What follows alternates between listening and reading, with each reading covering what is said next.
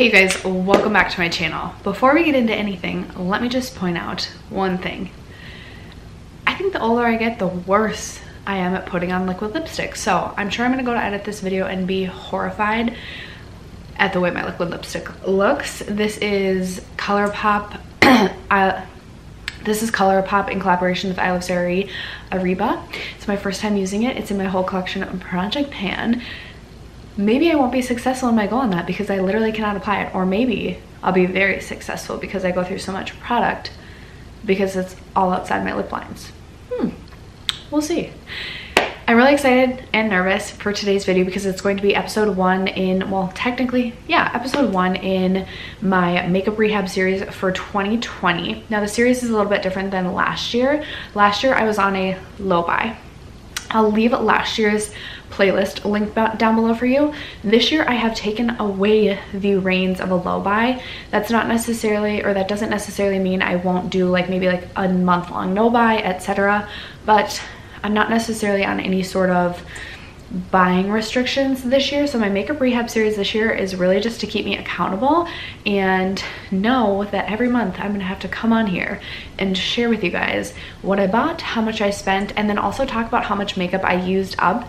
Last year I spent just under $1,500 total on makeup. I'm not talking about skincare, solely makeup. So last year I spent under 15 on makeup, which I know doesn't sound necessarily like a low buy, but it definitely was reining it in for me. And then I actually used up over $1,500 worth of makeup. So this year I would love to use up like $1,750. However, I heard someone say it's not necessarily about the like dollar amount that you use up, because I mean, someone who only buys drugstore makeup could go through more makeup than me, but end up using up like a less dollar value because it was drugstore makeup. So I just want to make sure like I'm using up makeup in my collection and not just like bringing stuff in and bringing stuff in and bringing stuff in. Now I figured in this year's makeup rehab series I can also talk to you guys about like shampoos, I can also talk to you guys about like hair care and skincare that I'm bringing in, and we can talk about like that monetary value, just because I should still be aware of those things. But whenever I talk to you about using up products, it's only going to be makeup. I just want to track the makeup dollar amount usage, or like the products that I'm using up in terms of makeup. I hope this all makes sense. It was a rough January. We're going to compare this January to last January, and I'm going to talk to you guys about how much I spent, how much I used. If you're interested, stay tuned. First, if you haven't already subscribed to my channel, I hope you consider doing so before you go. But other than that, let's just jump into the video. It was a rough January, you guys. This episode is coming way late too. We are in the process of getting ready to move, so I have been horrible at filming, been horrible at being in my comments basically since December. I want to do a get ready with me, just talking about that in general. So if you guys are commenting and I'm not commenting back, I promise to you I'm really not trying to be a bitch. I just have not gotten into my comments, and I'm really sorry, like truly, because I appreciate every single person who takes even 30 seconds out of their day to give me a thumbs up or leave me a comment. I really appreciate it, and I'm so sorry that I have not commented back and been so bad about that. I am gonna get better. I promise. Once we are moved, we should be into our new home by March 2nd. Once we are moved, it's gonna finally be the new year, new stuff. That being said, it was a very rough January in terms of how much I spent. I feel like once the reins were released, I was just like, okay, like I'm just gonna literally buy whatever. And I also knew that I wanted to do like a monthly review type of series. So I feel like I was just like out of control buying for that, and I definitely want to rein it in there and stop those habits now. Once I added up my total purchased amount in the month of January, I was like, holy smokes, I'm glad I was at least tracking this, because I feel like if you don't track, you're like, okay, like a $50 purchase here, a $75 purchase here, and you think to yourself, I really only spent like 80 bucks this month, and then you actually look at it and you're like. So we're actually going to talk about the makeup that I used first. I want to start on a positive. I finished 6 things in the month of January I don't think we're gonna finish quite as many in the month of February, but that's okay. So last year in January, I finished up $75.80 worth of product. I'm not sure how many products. I did not like keep track of the number of products, but this January I used up $104.49 worth of product. So in terms of usage, we're you know, we're starting better this January. The products I ended up finishing up this past month in January, I know we're like almost to the end of February already, so I apologize for this late post, but I finished up the Amazing Cosmetics primer. Finally, I've had this for such a long time, and this was like the primer that would not end. Seriously, this wouldn't die, and it was so frustrating because I just didn't love this. Like, it definitely illuminated the face, but I felt like it didn't have any sort of tack or anything to it, so I felt like its purpose was really just to illuminate, not necessarily to even act like a primer in any sort of way. Like, did not make my makeup last longer, nothing like that. So very happy that that is finally out of my collection. And then I did finish up a second primer.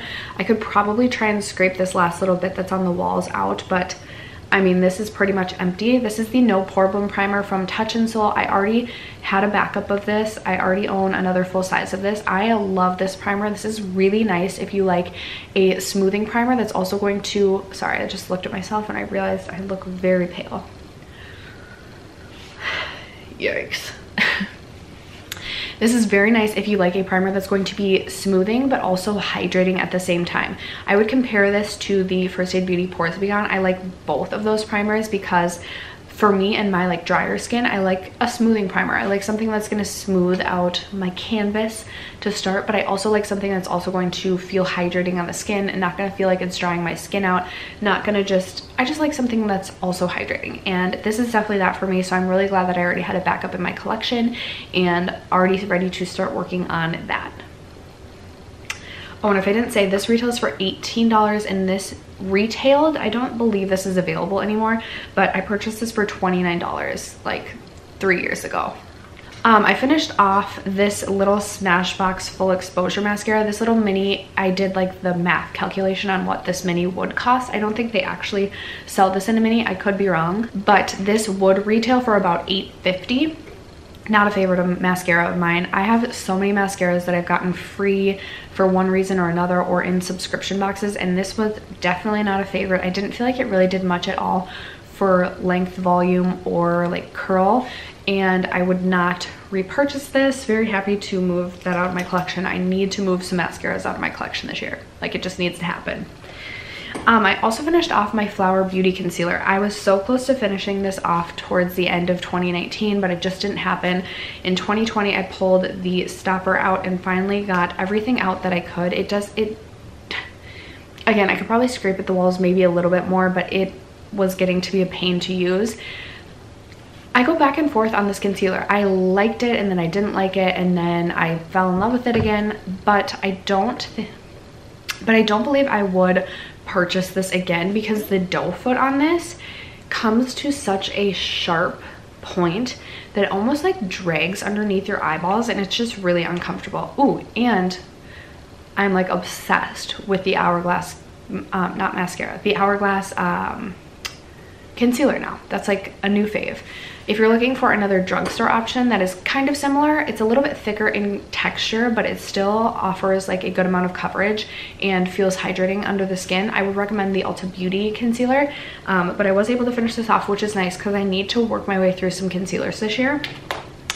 And then I also finished off the Kopari Lip Glossy. Typically with balms, because I don't wear lip products like gloss, sometimes gloss, but bullet lipsticks or liquid lipsticks to work, I wear balms a lot, and I count balms as a makeup item for me and my makeup collection personally rather than a skincare item. So I finished off the Kopari Lip Glossy. This retails for $13. I love the Kopari Lip Glossy, and I already have one still in my collection and do plan to repurchase. This was just the clear version. I definitely recommend the clear version if you're just looking for something to nourish the lips.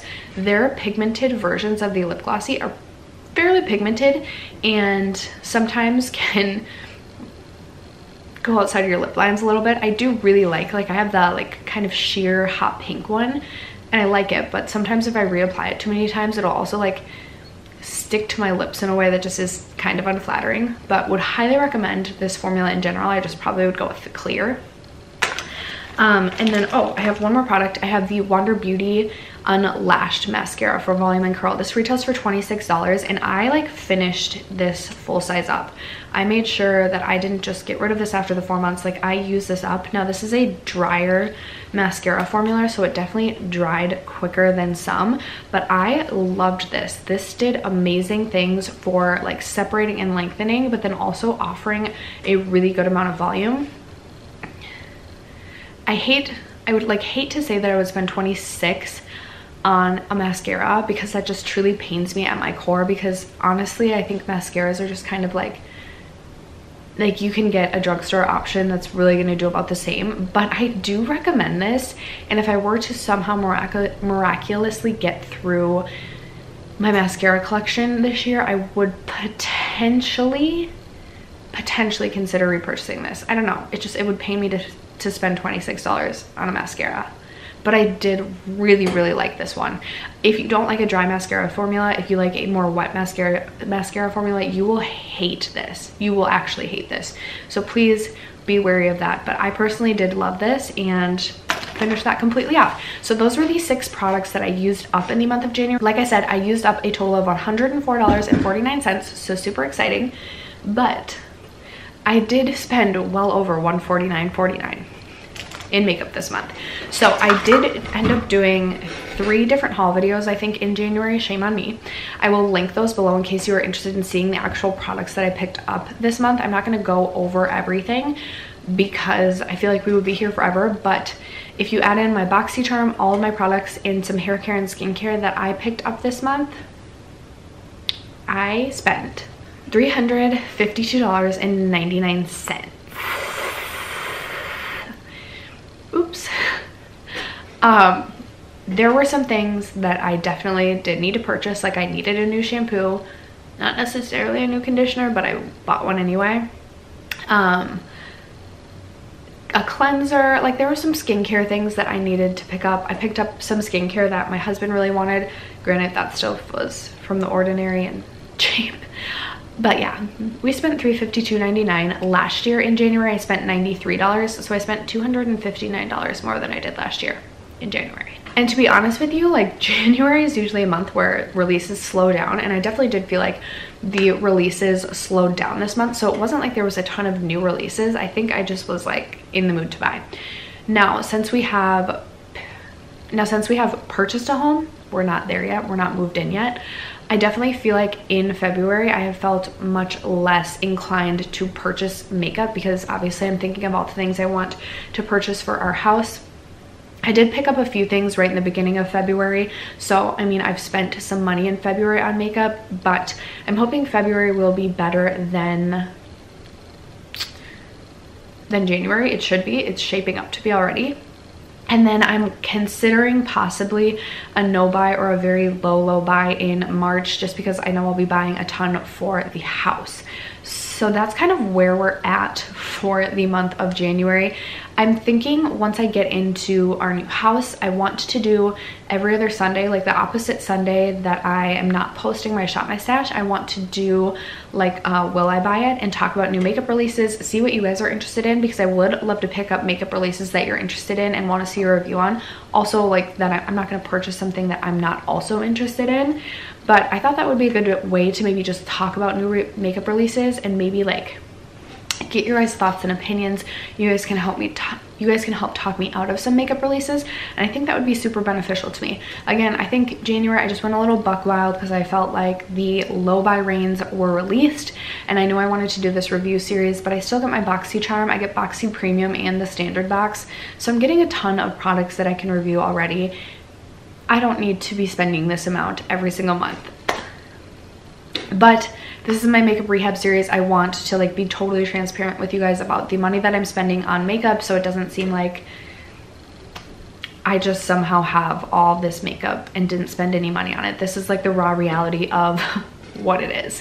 So that's really all I have for this episode of my makeup rehab. Leave me a comment down below and let me know what you would be interested in me touching on or me talking about in upcoming makeup rehab series. I'm thinking maybe we could cover like a topic of like like some sort of like topic every single month. Like maybe like one month we could talk about like things that like trigger us to buy. Like for me, I feel like I've noticed this about myself in the past month. I'm very triggered by stress to buy things, and then it's like I'll buy it, I'll feel excited about it for like a few hours, and then the next day I'm like, I don't feel excited anymore. I need to buy again so I can get that feeling of excitement, which obviously is not a good place to be at. But I'm thinking maybe every single month in the makeup rehabs we could touch on some sort of topic like that. So let me know what you'd be interested in seeing in upcoming makeup rehab series. Thank you guys so much for sticking around to watch today's video, and I'm sure you'll be kind to me in the comments about the amount that I spent. I mean, we all have rough months, right? We all do.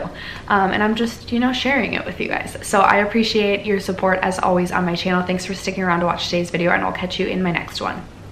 Bye.